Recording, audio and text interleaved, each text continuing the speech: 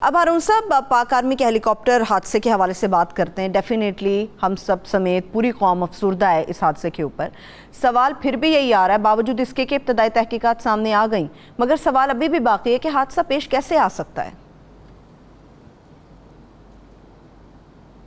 دیکھیے، حادثہ اس طرح پیش آتا ہے۔ فاروق لغاری صاحب مرحوم کا ایک واقعہ ہے کہ مجھے نہیں پتا محکمہ موسمیات کی حالت آج کل کیسی ہے، میرا کوئی رابطہ نہیں۔ ایک زمانے میں میرا رابطہ رہا ہے، حفیظ الرحمان صاحب تھے، حفیظ الرحمان نہیں، وہ اپنا بہت متحرک تھے، اور وہ جو محکمہ موسمیات ہیں دنیا بھر کے، ان کی تنظیم کے سیکرٹری جنرل ہوا کرتے تھے۔ ایکیومن زیادہ تھا، بڑی لرننگ ان کی، بہت انہوں نے سیکھا تھا، ماڈرن آدمی تھے اور سمجھتے تھے چیزوں کو، بڑا دل لگایا انہوں نے۔ اس زمانے میں یہ تو انہوں نے فاروق لغاری صاحب سے کہا کہ نہ جائیں، فلاں وقت وہ ہیلی کاپٹر پہ ایک جگہ سے دوسری جگہ جانا چاہتے تھے شمالی علاقے میں، تو انہیں کہا گیا کہ ہم یہ گزارش کرتے ہیں کہ نہ کریں ایسا، یہ آندھی آئے گی، اس وقت ہوا تیز ہوگی۔ انہوں نے تجربہ کرنے کی کوشش کی اور فوراً ہی اتار لیا، خطرہ محسوس ہوا انہیں۔ یہ بالکل واضح ہے۔ اسی طرح وہ زلزلے میں انہوں نے بالکل فوراً ہی چند گھنٹوں میں ساری تفصیلات بتا دی تھی 2005 میں، اس وقت بھی وہی تھا سرپرست۔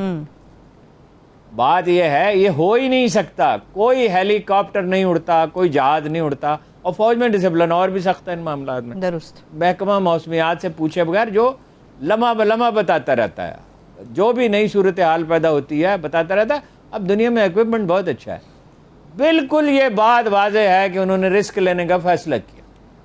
جو ایک فوجی کا ذہن ہوتا ہے، فوجی افسر کا، کہ بھائی ٹھیک ہے پرابلم ہو سکتا ہے لیکن نمٹ لیں گے اس سے، اس لیے کہ بھائی یہ اگر احساس ذمہ داری کسی آدمی میں ہو تو وہ اپنا یہ سوچتا ہے کہ چلیے تھوڑا بہت خطرہ مول لیا جا سکتا ہے، لوگ منتظر ہیں، لوگ بہت تکلیف میں ہیں، اس سے اندازہ ہوتا ہے نا کہ وہ حساس آدمی ہوں گے۔ تو میں نے کبھی ملا تو نہیں ان سے، دیکھا تو نہیں، لیکن جنرلی ان کے بارے میں تاثر بہت اچھا ہے، خاص طور پر یہ کہ بہت سوجھ بوجھ کے آدمی تھے۔ 2 دفعہ انہیں تمغہ بصالت ملا۔ دہشت گردی کی جنگ میں بہت سے افسروں کو تمغے ملے، لیکن 2 دفعہ تو بہت کم ہی ملا ہوگا۔ اور وہ ملٹری انٹیلیجنس کے سربراہ رہے، بہت نازک حالات میں فرنٹیئر کانسٹیبلری کے سربراہ رہے، اور یہ اس کے لیے بہترین افسروں کا انتخاب کیا جاتا ہے، ایف سی کے لیے بلوچستان کے لیے، اور رینجرز جو جہاں انہیں سندھ میں ذمہ داریاں سونپی گئی ہیں۔ تو اس سے ایک سندھ رینجرز کے ایک سربراہ کے بارے میں ایک چیف آرمی سٹاف سے میں نے پوچھا کہ یہ لیفٹیننٹ جنرل ہو جائیں گے؟ اچھا۔ انہوں نے کہا یہ نہیں ہوں گے تو اور کون ہوگا؟ مطلب انہوں نے بہت تعامل کے بغیر فوراً ہی جواب دیا تیزی سے، جس میں یہ سینس پائی جاتی تھی کہ تمہیں اتنا بھی سمجھ نہیں ہے کہ جب ان مناصب پہ جو لوگ پہنچتے ہیں اور پرفارم اگر کرتے رہیں جیسا پہلے کرتے تھے، تو یہ انہوں نے ایک رسک لیا۔ دیکھیے، کراچی میں گیا، اور میں اس وقت جو کراچی کے کور کمانڈر تھے ان سے ملا۔ کراچی اور کوئٹہ کے کور کمانڈر اخبار نویسوں سے ملتے تھے، انہیں اس کی اجازت دی گئی تھی کیونکہ وہاں ٹربل تھی کراچی میں بہت زیادہ، جو اب لوگ بھول ہی گئے ہیں، بڑی جلدی یہ قوم ہر چیز بھول جاتی ہے، اور بلوچستان میں بھی تھی، تو وہ بریف کرتے تھے، ضروری بات کرتے تھے، سیاست پہ بات نہیں کرتے تھے، اسی پہ کرتے تھے۔ تو وہ انہوں نے مجھے بڑی ایک حیرت انگیز بات بتائی۔ انہوں نے کہا کسی بھی جگہ سے حکم ملنے سے پہلے، جب تھر میں خشک سالی ہوئی تو میں نے آرمی ڈپلائے کر دی، حکم۔ اس کا مطلب یہ ہے کہ نچلی سطح پہ یہ اختیارات ہوتے ہیں کہ ایمرجنسی کو میٹ کر، اور فوج کے راشن میں سے گنجائش ہوتی ہے اس میں ہمیشہ، اس میں سے کچھ حصہ جو ہے فوراً ہی تقسیم کر دیا۔ چنانچہ میں نے تھر میں لوگوں سے پوچھا کہ کبھی کسی نے آپ کا حال پوچھا ہے، کبھی کوئی آپ کی مدد کو آیا؟ انہوں نے کہا بھٹو صاحب ہمارا حال پوچھنے آئے تھے، اس کے بعد فوج ہی پوچھتی ہے، سویلین سیاستدان تو نہیں پوچھتے۔ تو یہ ظاہر ہے انہوں نے رسک لیا جو نہیں لینا چاہیے تھا، یعنی اس حد تک نہیں جانا چاہیے تھا، لیکن جو مقدر میں لکھا ہوا ہے، جیسے میں ہمیشہ عرض کرتا ہوں، اسے ٹال کون سکتا ہے؟ صحیح۔ اور بہرحال اگر کوئی مدد کر رہا ہے تو وہ فوج ہی کر رہی ہے، صلاحیت بھی اس کے پاس ہے، تجربہ بھی اس کے پاس ہے، ساز و سامان بھی اس کے پاس ہے، وسائل بھی وہ آسانی سے مہیا کر سکتی ہے، کیونکہ اس میں سرخ فیتہ تو نہیں ہوتا۔ سویلین میں تو یہ ہے کہ وزیر اعظم صاحب 4 دن بیٹھے رہے، سیلاب سے لوگ مرتے رہے، وہ اپنی سیاست میں الجھے رہے۔ فوج میں تو اس طرح کے معاملات نہیں ہوتے، ٹرینڈ لوگ ہوتے ہیں، تربیت یافتہ لوگ ہوتے ہیں، ان کا تقرر میرٹ پہ ہوتا ہے بڑی حد تک، بعض اوقات ظاہر ہے اس سے انحراف بھی ہو جاتا ہے، کوتاہیاں بھی ہوتی ہیں، غلطیاں بھی ہوتی ہیں، پسند ناپسند بھی ہوتی ہے، لیکن جو سول والا معاملہ تو نہیں ہے، گڑبڑ بھی ہوتی ہے بہت سی چیزوں میں، لیکن اتنی نہیں ہوتی جتنی سول میں ہوتی ہے۔ ٹھیک ہے۔ ان کی صلاحیت بہت زیادہ ہے اور وہ لوگوں کی مدد کر سکتے ہیں، تو وہ اس کو ایک مشن کے طور پہ لیتے ہیں، اور وہ ہر افسر کی آئندہ ترقی کا انحصار اسی پر ہوتا ہے. اس کی پرفارمنس کیسی رہی، یہ تھوڑی ہے کہ نواز شریف صاحب کا موڈ اچھا ہے تو انہوں نے بنا دیا، عمران خان صاحب کا موڈ اچھا ہے تو انہوں نے بنا دیا. صحیح ہے. آئندہ ترقی کی آپ نے ہارون صاحب بات کی، مجھے بریک پر جانا ہے، اس سے پہلے یہ سوال آخری آپ سے پوچھنا چاہ رہی ہوں. کچھ لوگ اس بات کو لے کر سامنے آ رہے ہیں کہ corps commander Quetta lieutenant general Sarfraz Ali شہید، انہیں آرمی چیف بھی بنایا جا سکتا تھا. کیا یہ تاثر درست ہے؟ نہیں، یہ درست نہیں ہے. جنرل سرفراز سینئر افسروں میں شامل نہیں تھے، انہیں چیف آف آرمی سٹاف نہیں بننا تھا. لیکن ایک صورت ممکن تھی، وہ شاید اس وجہ سے لوگ متاثر ہو گئے. ایک تو ان کی شہادت کی وجہ سے، جذبات سے لوگ مغلوب ہو جاتے ہیں. یہ ہے شہادت ویسے اس لیے کہ وہ ایک ایسے کام میں مصروف تھے. علماء بہتر سمجھ سکتے ہیں، لیکن جتنا تھوڑا بہت میرا مطالعہ ہے، اب فتویٰ تو علماء ہی دے سکتے ہیں. لیکن یہ ہے کہ جو ہم سمجھ سکتے ہیں، یہ جہاد ہے نا. لوگ مر رہے ہیں، پانی میں ڈوب رہے ہیں، انسانی زندگیاں خطرے میں ہیں. قرآن کریم کہتا ہے جس نے ایک زندگی بچائی اس نے تمام بنی نوع انسان کو بچا لیا. تو جہاد اور کیا ہے، اس کی فضیلت تو بہت ہے. تو وہ اس کی شہادت کی وجہ سے بھی، اور پھر یہ انہیں بڑا ذہین آدمی سمجھا جاتا تھا اور ٹریک ریکارڈ اچھا تھا، اس وجہ سے لوگ یہ فرض کر لیتے. ایک صورت صرف ہو سکتی تھی، وہ یہ ہے کہ موجودہ چیف کی 1 سال کی ایکسٹینشن اگر ہو جاتی، یہ ایک مفروضہ ہے، ہو جاتی تو پھر اس کا امکان تھا، تاثر ان کا اچھا تھا. تو ایسی ہے جیسے سر کے بغیر دھڑ ہو. کوئی سر کے بغیر بھی کوئی دھڑ ہوتا ہے؟ تو وہ تو پارٹی کے میں کوئی 0.01% لوگ بھی نہیں مانیں گے کہ عمران خان کے بغیر ہو. شاید کوئی ایک آدھ لیڈر کسی کی خواہش ہو یا 2 کی ہو، لیکن یہ تو ایک ایسی چیز ہے نا جو ایک مفروضہ ہی ہے. یہ عملاً تو یہ ممکن نہیں ہے. لیکن ہارون صاحب اس کا مطالبہ تو موجودہ گورنمنٹ بھی کر رہی ہے، نون لیگ بھی کر رہی ہے. آج خواجہ آصف صاحب بھی یہ بات کر رہے تھے کہ ساری دنیا کرے.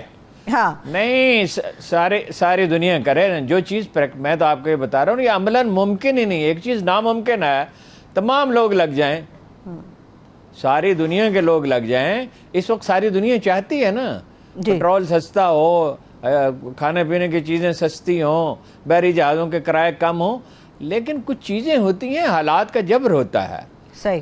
وہ اس جبر کے ساتھ آپ جیتے ہیں. یہ ممکن ہی نہیں ہے جو ساری دنیا کا ہے. مطلب تمام لوگ، کوئی جتنے بھی ان کے حامی ہیں پی ٹی آئی کے مخالف، سارے اکٹھے ہو جائیں، بلکہ باقی دنیا بھی ان کے ساتھ شامل ہو جائے. نہیں ہو سکتا، ایک کام نہیں ہو سکتا. اسی کو تقدیر کس چیز کو کہتے ہیں؟ اسی کو کہتے ہیں. صحیح ہے، ٹھیک ہے. لیکن ہارون صاحب، خواجہ آصف صاحب یہ فرما رہے تھے اسمبلی فلور پر، وہ کہہ رہے تھے بیٹے سے تنخواہ نہیں لی تھی تو نواز شریف جو پارٹی کے سربراہ ہیں، قائد ہیں، ان کو نااہل کر دیا گیا. الیکشن کمیشن کا اتنا سخت فیصلہ آیا تو ڈیفینیٹلی عمران خان صاحب کو بھی نااہل کرنی چاہیے. نہیں، اگر ہم اس بحث میں پڑ جائیں گے، ڈریگ کر جائے گا، موضوع سے ہم ہٹ جائیں گے. وہاں وہ قانون ہے، متحدہ عرب امارات کا یہ قانون ہے کہ تنخواہ آپ کو لینی پڑتی ہے. مور اوور انہوں نے کوئی 46 کروڑ روپے غالباً، اگر میرا حافظہ ٹھیک ہے، 46 ہیں یا 48 کروڑ انہوں نے لیے تھے بیٹے کی کمپنی سے، اور اس میں سے 10 کروڑ روپے پارٹی کو دیے تھے. تو لین دین تو ہوا تھا نا. پراپیگنڈا اور چیز ہے، قانون اور چیز ہے. ایک ہے سیاسی پوائنٹس، پولیٹیکل پوائنٹ سکورنگ، وہ اور چیز ہے. وہ خواجہ آصف صاحب کے بیان کی عدالت میں تو کوئی اہمیت نہیں ہے نا. وہ متحدہ عرب امارات کا قانون ہے اور اس کی آپ کو پاسداری کرنی ہے. ٹھیک ہے. تو ہارون صاحب، یہ پروپیگنڈا کیا جا رہا ہے کہ عمران خان صاحب ثابت ہو گیا، یہودی اور اسرائیلی لابی کے ذریعے پاکستان کے اندر لانچ کیا گیا ان کو. یہ باتیں ہو رہی ہیں الیکشن کمیشن کے فیصلے کے بعد، جو نام سامنے آ رہے ہیں. وہ اس ضمن میں تو یہ دیکھیں نا، 2 نام لیے گئے نا، ایک مائیکل اور ایک دوسرا وہ سکھ، چرن سنگھ. 2 نام لیے گئے نا. وہ چرن، عام طور پہ چرنجیت ہوتا ہے، چرن سنگھ ہے، چرنجیت سنگھ ہے. وہ اپنا، اس سے تاثر یہ ہوا کہ سکھوں نے پیسے بھیجے. اور مائیکل جو ہے وہ یہودیوں کا نام بھی ہوتا ہے تو عیسائیوں کا بھی ہوتا ہے. فرض کر لیا گیا. آپ جب ولنگنس ٹو بلیو پیدا ہو جاتی ہے نا، آپ کسی چیز میں آپ کی خواہش جو ہے وہ غالب آ جاتی ہے تو آپ بلیو کرنے لگتے ہیں، یقین کرنے لگتے ہیں. صحیح. تو وہ دونوں پاکستانی ہیں. چرن سنگھ بھی پاکستانی ہے، مائیکل بھی پاکستانی ہے. چونکہ یہ جو بڑی پولیٹیکل پارٹیز ہیں، اور پی ٹی آئی بھی ایک ظاہر ہے بڑی پولیٹیکل پارٹی ہے، اس میں غیر مسلم بھی شامل ہوتے ہیں. اور وہ پارٹی میں نہ بھی شامل ہوں تو ان کی ہمدردی کسی نہ کسی کے ساتھ ہوتی ہے. تو یہ نون لیگ کے بھی ایسے ہمدرد ہوں گے، جماعت اسلامی کے بھی ہیں غیر مسلم ہمدرد، اور وہ اقلیتی جو ہیں گروپ، وہ بھی ظاہر ہے دلچسپی لیتے ہیں ان چیزوں میں. تو وہ دونوں پاکستانی ہیں، وہ کوئی ان میں سے کوئی یہودی نہیں ہے اور کوئی غیر پاکستانی ہی نہیں ہے، تو یہودی اور یہ سکھ کا کیا سوال؟ صحیح ہے، ٹھیک ہے. لیکن ہارون صاحب یہ بھی کہا جا رہا ہے کہ الیکشن کمیشن، چونکہ جو بیانیہ تحریک انصاف کا ہے کہ بائیسڈ ہے، چیف الیکشن کمشنر جو ہیں وہ دباؤ کے اندر ہیں، من پسند لوگوں سے ملتے ہیں، پی ٹی آئی کے اگینسٹ وہ کھڑے ہیں، تو 1.5 سال کے اندر 9 فیصلے تحریک انصاف کے خلاف انہوں نے کیوں کیے؟ یہ ثابت کرتا ہے کہ وہ جانبدار ہیں. ظاہر ہے، اور وہ 8 فیصلے کالعدم قرار دیے عدالتوں نے، منسوخ کر دیے، تو یہ بھی کالعدم ہو جائے گا، اس میں مجھے کوئی شبہ نہیں ہے. یہ تو میں نے آپ کو بتا ہی دیا کہ وہ خود یہ کہہ چکے ہیں. اور دوسری لیکن اس میں ایک بڑی کراہت آمیز بات ہے، جب کوئی لفظ صادق اور امین کہتا ہے تو ایک گھونسا لگتا ہے. ایک جو غالب نے کہا تھا کہ تیر لگتا ہے جگر پہ. یہ اصطلاح، یہ اتنی جہالت کی بات ہے، اس قدر یہ گھٹیا بات ہے کہ شرم آتی ہے. اتنی دفعہ یہ بات پوائنٹ آؤٹ کی ہے اور گریٹ سکالرز نے پوائنٹ آؤٹ کیا، ہم نے بھی انہی سے لرن کیا. ظاہر ہے کہ صادق اور امین کی اصطلاح سوائے رسول اللہ صلی اللہ علیہ وسلم کے کسی شخص کے لیے کبھی تاریخ انسانی میں استعمال نہیں کی. یہ ان کا لقب ہے رسول اللہ صلی اللہ علیہ وسلم کا، ٹھیک ہے. جیسے ایک شاعر کا لقب ہوتا ہے جوش، ہاں جی، جوش ان کا نام تو نہیں تھا. یہ کوئی بھی شاعر ہے جو لقب استعمال کرتا ہے، غالب ہے، غالب نام تو نہیں تھا، اسد اللہ خان تھا، یا میر ہے، میر خیر ان کے نام کا حصہ تھا مگر لقب بھی ہے. تو یہ اپنا رسول اللہ صلی اللہ علیہ وسلم کا لقب ہے، یہ اصطلاح کبھی استعمال نہیں کرنی چاہیے. گستاخی ہے ایک طرح کی، کسی اور آدمی کو صادق اور امین، ایک طرح کی کیا واضح گستاخی ہے. اور بھی بعض اصطلاحات ہمارے لوگ سوچے سمجھے استعمال کرتے ہیں. یہ نازک معاملات ہیں، قرآن مجید کے معاملے، رسول اللہ صلی اللہ علیہ وسلم کے معاملے میں محتاط رہنا چاہیے. ٹھیک ہے. آپ نے سٹارٹ پہ ہارون صاحب یہ بات کی تھی کہ فیصلے کے اندر کچھ نقائص ہیں، کچھ چیزیں ایسی شو ہو رہی ہیں یا کچھ ایسی چیزیں بتا رہی ہیں کہ جن کمپنیوں کے نام الیکشن کمیشن کے فیصلے میں درج ہیں وہ کمپنیوں کا وجود ہی نہیں ہے، ان کے نام بھی تبدیل ہو گئے ہیں، شاید ان کے مالک بھی تبدیل ہو گئے، ان کے لوگ تبدیل ہیں اس وقت سارے، مگر جو فیصلہ سامنے آیا وہ پرانے نام. یہ تو ایک تضاد ہے نا، ذرا مجھے بات کرنے دیں. یہ ایک تضاد نہیں ہے، بہت سارے ہیں. مثلا یہ کہ یہ غیر ملکی کمپنیاں ہیں. اب جو کمپنیاں خود انہوں نے بنائی، جو وہاں کی جو وہاں قانونی تقاضا ہے، کینیڈا میں اور امریکہ میں، کینیڈا اور امریکہ کے قوانین ملتے جلتے ہیں، وہ پڑوسی ملک ہیں، اور ظاہر ہے کینیڈا کوئی سپر پاور نہیں ہے تو اس کے زیر سایہ ہے، تو وہ ان کے قوانین اگر آپ دیکھیں تو آپ کو محسوس ہوگا کہ بہت چیزوں میں یکسانیت پائی جاتی ہے اور ملتے جلتے ہیں کم از کم. تو وہ وہاں ایک قانونی تقاضا ہے کہ کمپنی قائم کی جائے گی تو وہ فنڈ ریزنگ کر سکے گی. اب وہ پی ٹی آئی کے لوگوں نے قائم کیا، ان کو غیر ملکی کمپنیاں کیسے کہا جا سکتا ہے؟ پھر یہ ہے کہ بعض جگہ پہ لمیٹڈ کمپنیوں میں اور ایک واحد ملکیتی کمپنی میں امتیاز نہیں کیا گیا. اس سے یہ نظر آتا ہے نا کہ کوئی ارکریزی نہیں کی گئی ہے، یعنی فیصلہ تو لکھ لیا گیا